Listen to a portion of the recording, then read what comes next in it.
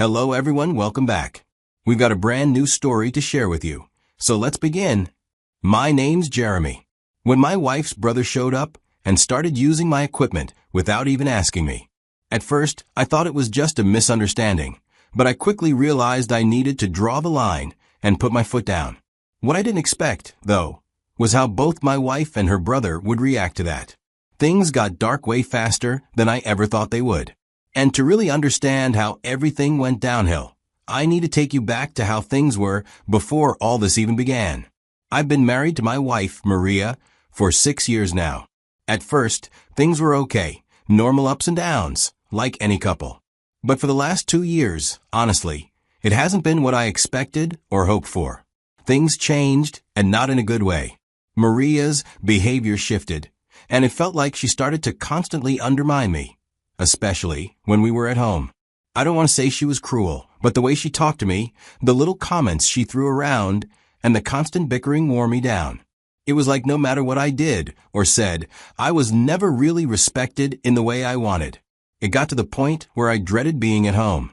It felt like I was walking on eggshells every time I came home from work. To cope, I looked for something to keep my mind and hands busy while I was at home. Since I already work in construction, I decided to invest in some professional woodworking tools as a hobby. This became a real outlet, something I could focus on that was mine alone. It gave me a space away from the constant noise at home, both literally and emotionally. So, while the marriage was slowly falling apart, this woodworking became a kind of sanctuary for me. It was a place I could go. After a while, I started filming what I was doing. Sometimes I throw in some commentary.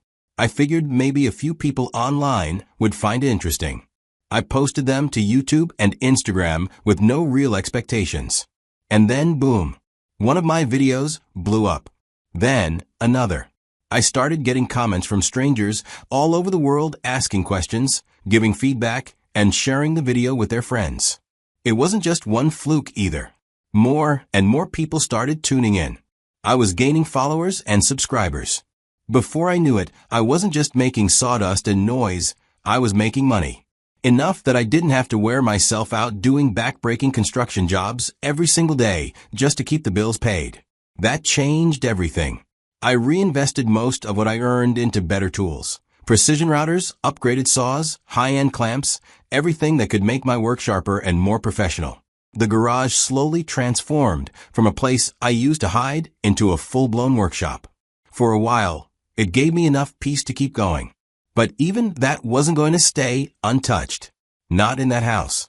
So one afternoon, I get home from work, exhausted, dusty from the construction site, just wanting to wash up and maybe spend a little time in the garage with my tools to clear my head. But as I walk through the front door, I see someone sitting on the couch, my wife's younger brother. I didn't even have time to collect my thoughts before Maria strolls in from the kitchen and says, "Oh, by the way, my brother's going to be staying with us for a while." Just boom, he's here now, deal with it. I'll be honest, I was caught off guard. And yeah, I was irritated. I mean, it's not that I hate the guy, but this is our home, and bringing someone else into it, especially someone with a history like his, should be something we both agree on. So I asked her as calmly as I could, "Why is he here? What's going on?" She said he had a falling out with his roommates and didn't have anywhere else to go. Apparently, it got so bad that he packed up and left without a plan, and she didn't feel right letting him struggle alone.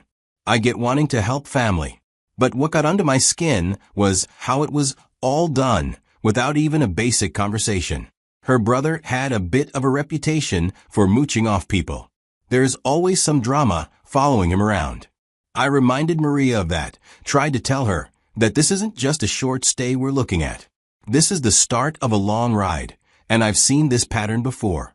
He never leaves quickly. But she just waved it off. "It's just temporary," she said.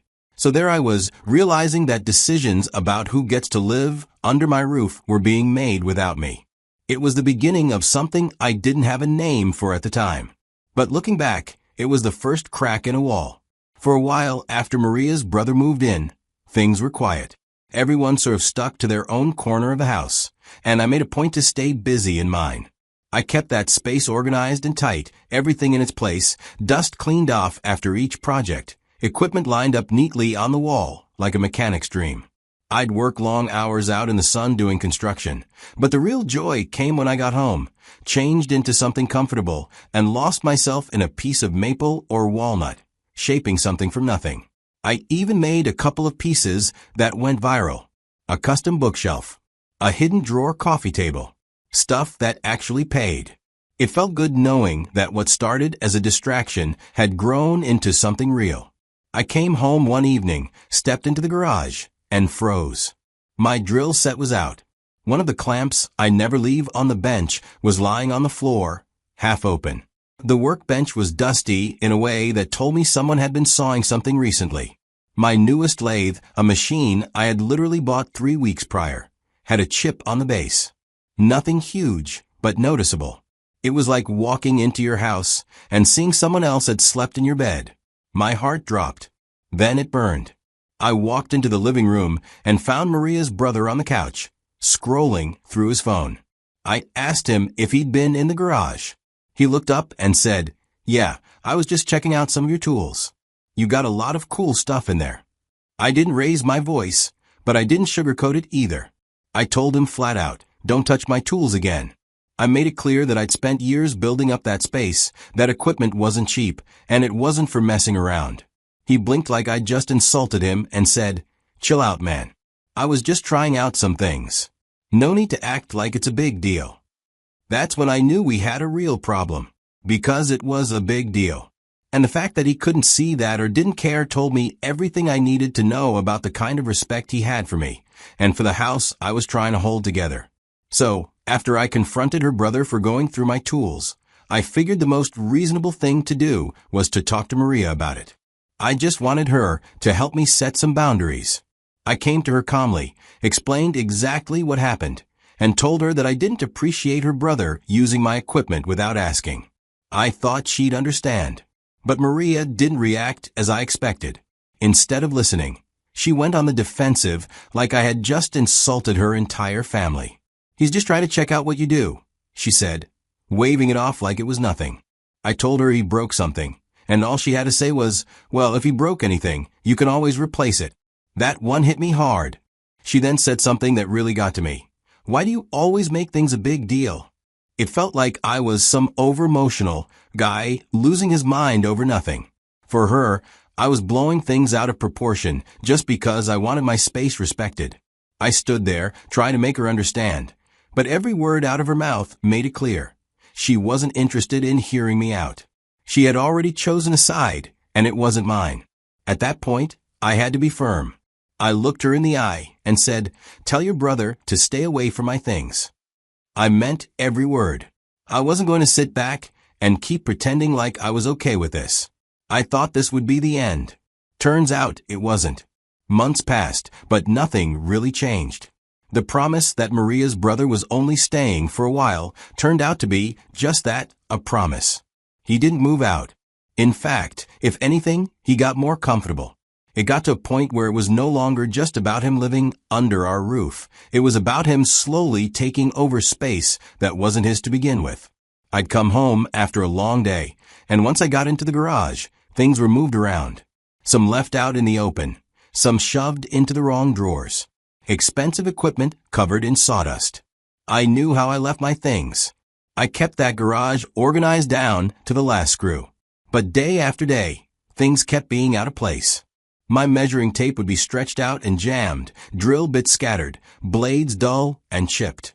One of my newer sanders had a crack on the side. It was no longer just annoying. It felt like a personal invasion. That garage wasn't just a workspace, it was my peace, and he kept ruining it. I confronted Maria again. I told her that her brother was crossing the line. But instead of even acknowledging what I was saying, she flipped it. "Are you sure you didn't misplace that yourself?" she said, as if I suddenly became clumsy and forgetful overnight. She didn't want to believe me. She didn't want to hold his brother accountable. She chose to gaslight me instead. And that's when the tension in the house reached a new level. So I started locking the garage. Every time I left the house, I made sure the garage was locked tight. I needed a boundary. One evening, I pulled into the driveway just after sunset, a little more exhausted than usual from the day's work. But the moment I stepped out of my truck, I noticed that the garage door wasn't shut all the way. At first, I thought maybe I'd forgotten to pull it down completely earlier that morning, but my gut told me otherwise. I walked over and saw clear marks around the latch. Someone had forced it open. I opened the garage fully and noticed things had been used and moved around again. I walked around the space in silence, checking shelves, drawers, and corners. More was missing than I initially thought. And the way everything else had been tossed around, it was like someone didn't give a damn about the value of what they were touching. That was it for me. I walked into the living room where both Maria and her brother were lounging on the couch, then looked straight at her brother and told him the next time he touched my stuff, he would be out of this house. I added, "This is the last time I'll say it." They looked up at me, confused at first, then amused. Her brother stood up and squared up like he wanted to fight me. "What are you going to do?" he said, stepping closer. "You going to cry about your little screwdrivers?" I was ready to engage. But Maria jumped in almost instantly, just as aggressively. "You're always acting like you're some king of the garage," she snapped, eyes full of contempt. "Maybe it's time someone put you in your place." And then her brother leaned in, smirking. "You think you own everything in this house?" I was stunned, but it didn't stop there. Maria crossed her arms and said, "You're not exactly irreplaceable, Jeremy. So stop acting like you can just lay down rules and everyone will follow." I stared at her. I couldn't believe this was the woman I'd shared my life with for 6 years. In that moment, I realized something I should have seen a long time ago. This wasn't a marriage anymore. It was a battlefield. I had thought maybe time would heal things if I kept being patient, and we'd find our way back. But I was wrong. Respect was gone. And without respect, there's nothing left to save. I didn't argue any further. I just walked out of the living room and headed to the garage. If they thought I was going to stay and keep tolerating that, they didn't know me at all. That night, while they were still enjoying their little power trip, I opened the garage and started taking stock. I gathered it all. My drills, sanders, saws, clamps, and the specialized blades. I took my workbench, some of my wood stock, and even the extension cords. I wasn't leaving any of it behind. Piece by piece, I loaded everything into my truck and just left. I checked into a modest hotel near the edge of town. I spent the next few days there, scrolling through listings, searching for a small space I could rent to work from. And in those few days, I realized I could breathe. I could think. I could just exist.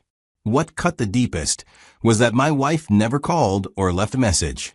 It was like I had vanished from her world, and she didn't even notice. And honestly, that told me everything I needed to know. When I finally filed for divorce, it wasn't a decision I made out of impulse or spite. I had tried everything I could to salvage a marriage that had long stopped feeling like one. I tolerated being sidelined, disrespected, and gaslight under my own roof. And the moment I realized that both Maria and her brother saw me more as an obstacle than a human being, I knew I had to walk away for good. So I did what I should have done a long time ago. I called my lawyer and filed for divorce. Now let me tell you something, Maria did not take it well. I thought she'd be relieved too, that she'd want to move on and live her life however she wanted, without the burden of someone she clearly didn't respect. But no, she was angry. She dragged me to court and demanded everything. The house, the remaining assets, even tried to twist the narrative, like I was the one who had been irrational all along. I had receipts. Literal ones. Bank statements, tool invoices, video timelines showing who contributed what. But even with all that, family court is still family court. Months went by in legal back and forth. Lawyers tossing arguments, evidence, and proposals. It was exhausting both financially and emotionally. And in the end, the judge awarded Maria the house. She didn't get it handed to her completely. The court ruled she could keep the house, but she had to refinance it in her name. I walked away with less than I deserved, sure. That's often how the system works for men. Doesn't matter if you were the one disrespected. Doesn't matter if you were the one holding the house together. At the end of the day, the court divides assets, not burdens. And you're expected to swallow it with a straight face. Still, I'll tell you this. I would rather walk away with less money than stay in a house where I was treated like I was disposable. You can rebuild a bank account. You can't rebuild peace once it's been shattered by constant disrespect. Now here's the part one didn't expect. Within 6 months of the divorce being finalized, Maria lost the house. Foreclosure. Couldn't keep up with the mortgage payments. I guess the independent act only goes so far when the bills start piling up. And her dear little brother? Yeah, both of them were kicked out. There's a lesson in that, but I'll let you figure it out. Soon, I started getting messages, mutual friends reaching out. Maria wants to talk. She's really sorry now. She's been thinking about everything. I shut it all down. Fast. I didn't go through all that pain just to circle back to it out of loneliness or guilt. I don't care how bad things got for her afterward. I made peace with my choice the moment I stepped out. And let me tell you, nothing is worth going back to a life where you're constantly made to feel small. So no, I didn't win everything in court, but I got my peace. And that's more valuable than any house or settlement will ever be. So that's where everything landed. Honestly, it still feels surreal sometimes when I look back at it all. But there's peace now. I didn't know I was missing for years until I finally stepped away from all that chaos. If there's anything I want someone out there to take from this story, it's this.